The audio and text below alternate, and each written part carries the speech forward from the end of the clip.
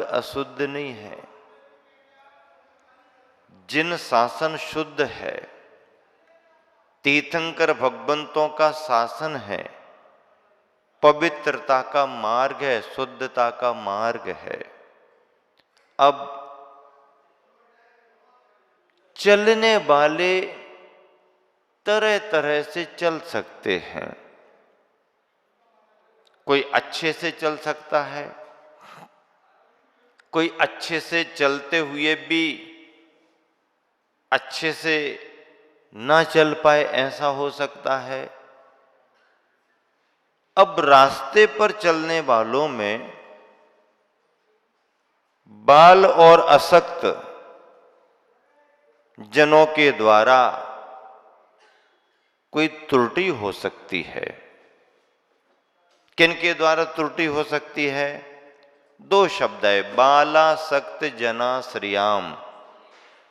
बाल और अशक्त जनों के आश्रय से। किसके आश्रय से? बाल के आश्रय से और अशक्त जन के आश्रय से गलतियां हो सकती हैं। चलने वाले से जानबूझ करके भी हो सकती है। कसाय की तीव्रता में, कर्म की तीव्रता में हो सकती है, अथवा सावधानी बहुत बरती, ख्याल ही नहीं रहा, अनजाने में भी हो सकती है, अज्ञात भाव से। अथवा सावधान तो बहुत है, समझदार भी बहुत है, लेकिन असमर्थ हो गया है। करने की अब सामर्थ्य नहीं रही। समझ तो रहा है करना चाहिए, लेकिन अब शरीर उसका उतना साथ नहीं दे पा रहा। ये असमर्थता है। बालपने का मतलब ये है, उम्र में अभी परिपक्वता नहीं आ पाई है, अथवा उम्र की परिपक्वता होते हुए बुद्धि में उतनी परिपक्वता नहीं आई है, मतलब थोड़ा सा बुद्धि में कमजोर है, तो उम्र बड़ी होने पर भी उससे त्रुटि हो सकती है। कितनी सारी व्याख्याएं हो गई। गलतियां किस किस से हो सकती हैं? एक कम उम्र वाले से भी हो सकती है। एक उम्र तो बढ़ गई है, लेकिन अभी बुद्धि का उतना विकास नहीं हुआ है, उतना विवेक नहीं आया है, उससे भी कुछ कमी हो सकती है। अथवा परिपक्व हो गया है, परिपूर्ण ज्ञान है, उसे समझता है, लेकिन इसके बावजूद भी शरीर में वृद्धावस्था आ गई है। शरीर अब क्या, हाँ, करने की क्षमता में नहीं रहा, तो चाहते हुए भी वो नहीं कर पाएगा।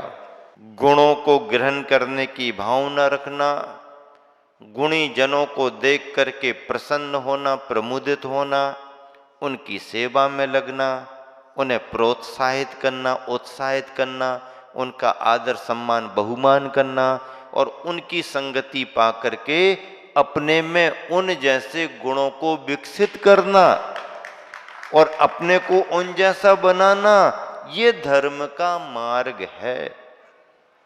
लेकिन मानव मन की कमजोरी और संसारी प्राणी की आदतें कुछ ऐसी हैं,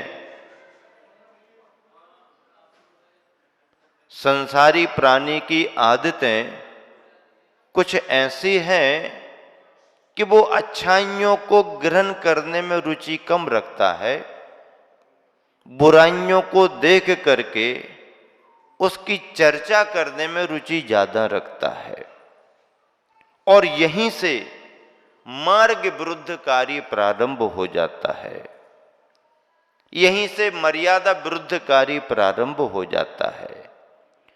जो जैसा कर रहा है उसका फल उसे मिलेगा ही मिलेगा। कुदरत के नियम कानून से बच नहीं पाएगा। जो जैसा करेगा उसका फल उसको मिलेगा ही मिलेगा। लेकिन तू दूसरे की बुराइयों का प्रचार प्रसार करेगा तो भगवान के दरबार में तेरे को पुरस्कार मिलेगा क्या? पुरस्कार नहीं मिलेगा। तूने अपने धर्म से हट करके कार्य किया है तो अपराध की सजा मिलेगी, तेरे को सजा मिलेगी। बुराइयां उसने की, तू प्रचार प्रसार पब्लिसिटी में लगा तो तेरे को उसकी बुराई का, अपराध का प्रायश्चित मिलेगा, सजा मिलेगी। फिर क्या करें, सभी लोग ऐसे हो जाएंगे तो बुराइयों को बढ़ावा मिलेगा? नहीं, बढ़ावा नहीं देना। समझदार व्यक्ति बुराई को दूर भी कराएगा। पर पद्धति क्या है? पहली बात तो हमारी नजर में किसी की बुराई देखने में ना आए, बहुत अच्छी बात। रास्ता ये नहीं है। साधर्मी बंधु है हमारा, जिन भक्त है, जिन मार्गी है, समाज बंधु है, अड़ोसी पड़ोसी है, उसी के साथ रहना है, उसी में रहना है, तो उसको भी कैसे सही रास्ते पर लगाया जाए, इस बात का ध्यान रखना बहुत जरूरी है। स्वयं शुद्धस्य मार्गस्य, मार्ग तो शुद्ध है, लेकिन बाल असक्त जनों के आश्रय से बाच्यताम, जो त्रुटियां हो जाती हैं उसकी बुराई फैलने लगती है, उसकी निंदा होने लगती है। अब इस बुराई और निंदा को कैसे ढांकें, कैसे दबाएं? तो विवेक पूर्वक समझदार अनुभवी व्यक्ति जो उनके द्वारा जो बाच्यता निंदा फैल रही है उसको ढांकना, दबाना, इसका नाम उपगूहन अंग है। क्या नाम है? उपगूहन अंग। उसको वहीं पर ढांक दिया। श्रावकाचार में कथानक आता है, एक बटुक ब्रह्मचारी सामान्य सा पूजा पाठ करने के भाव से सेठ के मंदिर में पूजा करने लगा। प्रारंभिक भूमिका थी, नया नया था तो नया, लेकिन नजर उसकी पहले से थी। वो चोर था, वो कुछ था नहीं।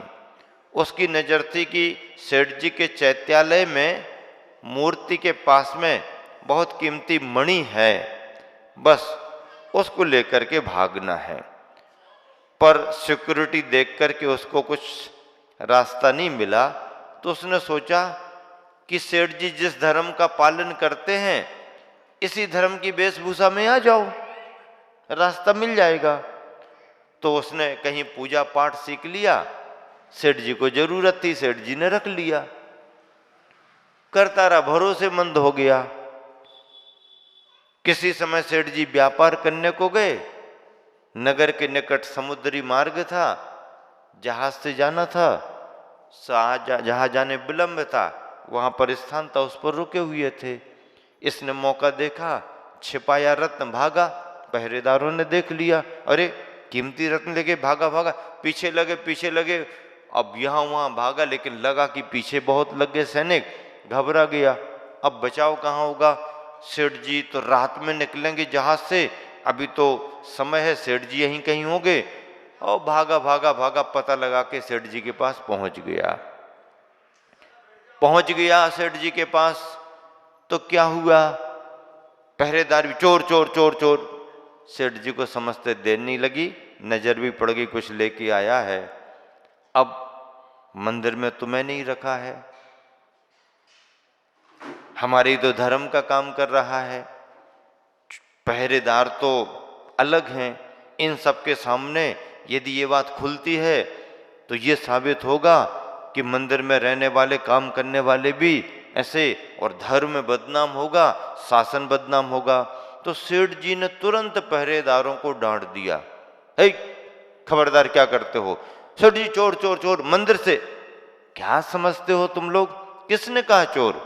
पूजा करने के लिए था ना, रोज पूजा करता है, मैं ही तो उसको नियुक्त करके आया हूं, कैसे चोर समझ लिया तुमने? नहीं, वो देखो, अरे तुमको मालूम नहीं, मैं कह करके आया था कि मैं जाने को जब होऊंगा तो रत्न ला करके मेरे पास रख देना। मेरे लिए तो लेकर के आया है, तुमने चोर समझ लिया। वो घबरा गया, नया नया था, उसको क्या मालूम क्या कर।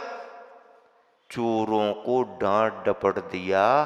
सेठ जी गलती हो गई, क्षमा करो क्षमा करो, गलती हो गई क्षमा करो, हाँ जाओ अपनी अपनी ड्यूटी पर रहो, खबरदार किसी से बात नहीं करना। जी चले गए, बात खत्म। अब जब सब चले गए तब उसकी तरफ देखा, वो तो पसीना पसीना हो गया, क्योंकि सेठ जी ने बचा तो लिया है, अब ठुकाई पिटाई होगी।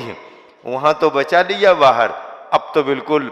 और सेठ जी ने जो पूछताछ करके खबर ली तो उसने भी सब बात स्वीकार कर ली और संकल्प कर लिया, आज से मैं कभी ऐसा कार्य नहीं करूंगा। अच्छा बन गया। देखो व्यक्ति को सुधारने का तरीका, चौराहे पर ऐसी बात नहीं करना, बहुत अच्छा व्यक्ति है। बाजार में ऐसी क्या बात करते हो, तुमको मालूम नहीं है, हमारा भरोसे का आदमी ठीक ठाक है। लेकिन घर पर आकर के ये बात ठीक नहीं जमी, आप पूरी पार्टी को बदनाम करोगे क्या। पार्टी कार्यकर्ता है इसलिए उसको छिपा लिया, लेकिन पार्टी गड़बड़ हो जाएगी भैया। देखो अंदर अंदर सुधारने का काम करो और बाहर ढांकने का काम करो।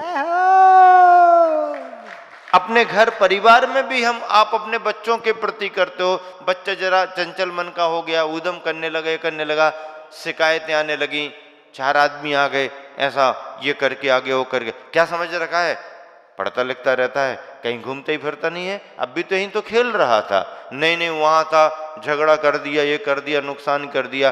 क्या बात है कि और किसी का होगा, हमारा बच्चा ऐसा नहीं है। नहीं है सेठ जी, हमें लग तो रहा है वही है। अरे तुम दूर से देखा होगा। नहीं चलो चलो जाओ जाओ, बाद में बात करेंगे। भाई कुछ नहीं, कुछ चल रहे अंदर, तू यहाँ वहां घूम, चल नहीं वो यहीं तो था अब भी। ऐसा करके बच्चे को तो अंदर कर दिया, सबको संतुष्ट करके भगा दिया, और बाद में अंदर जाकर के क्या किया, अंदर जाकर के एक रसीद काट दी। हाँ क्यों सुनो, ज्यादा बात की तो अभी दूसरा और देंगे। क्यों, आजकल शिकायतें तुम्हारी बहुत आने लगी। ये कब, अंदर बाहर ऐसी बात नहीं करना, बहुत अच्छा है। ये जो व्यवहार है सम्यक दर्शन के उपगुहन और स्थितीकरण अंग का कार्य है। इससे धर्म भी पलता है और ऐसे ही कार्यों से समाज चलती है। बहुत बड़ा समाज शास्त्र जुड़ा है। इसकी दूसरी व्याख्या है, निज गुण पर अवगुण ढांकें। कितनी बढ़िया व्याख्या की। अपने अंदर अच्छाइयां हैं तो अच्छाइयों का डिंडोरा मत पीटो। हां, तुम्हारे अंदर अच्छाई होगी तो तुम ना भी बताओगे तो भी उसकी सुगंध फैलेगी। और हम अपने अंदर की अच्छाइयों को बार बार बताएंगे, ज्यादा बताएंगे, तो कहीं ना कहीं ज्यादा बताने में कमजोरी भी समझ में आने लगेगी। क्या बात है भैया, तुम्हें अपनी बहुत सारी बातें बताने की क्या जरूरत पड़ रही? क्या तुम्हारी अच्छाइयों को कोई पहचान नहीं पा रहे हैं क्या? हाँ, अपनी अच्छाइयों को बहुत बहुत बहुत बहुत बताना शुरू करें तो कई बार सामने वाले का सुनते सुनते डाइजेशन खराब होने लगता है। भैया यही बातें कब तक सुने? हाँ, तो सुन करके किसी को बोरियत ना हो और किसी का सुन करके डाइजेशन खराब ना हो, बहुत ज्यादा अपनी अच्छाइयों की चर्चा नहीं करना। अच्छाइयां तुम्हारे द्वारा हुई हैं, कहीं ना कहीं से चर्चा में आएंगी, और ना भी आ पाए तो किसी की चर्चा के लिए थोड़ी हम अच्छे काम कर रहे हैं, अपने लिए अच्छे काम कर रहे। और अपनी अच्छाई लोगों को पता ना हो तो और अच्छा है, ताकि शांति से बिना प्रशंसा सुने अपना जीवन बिताएं। लेकिन मानव मन कैसा है, अपने में जितने गुण नहीं है उनको बड़ा बड़ा करके, बड़ा चढ़ा करके बताने का भाव करता है। और दूसरे की अच्छाइयाँ अपने मुख से नहीं निकलती हैं। हम उसके बारे में क्यों प्रशंसा करें? तो तुम दुनिया से प्रशंसा चाहते हो और तुम किसी की प्रशंसा ना करो, कैसे होगा?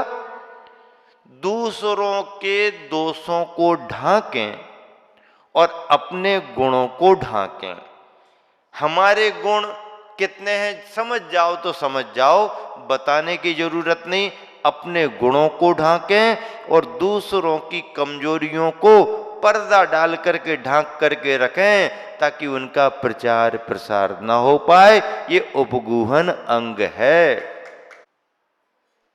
अब देखो व्याख्या कितनी व्यापक है। निज गुण और पर अवगुण ढांकें। ढांकें, लेकिन किसको ढांकें? अपने गुणों को ढांकने का भाव होना। भैया अब पता पड़ गया तुमको तो ठीक है, लेकिन क्या किया?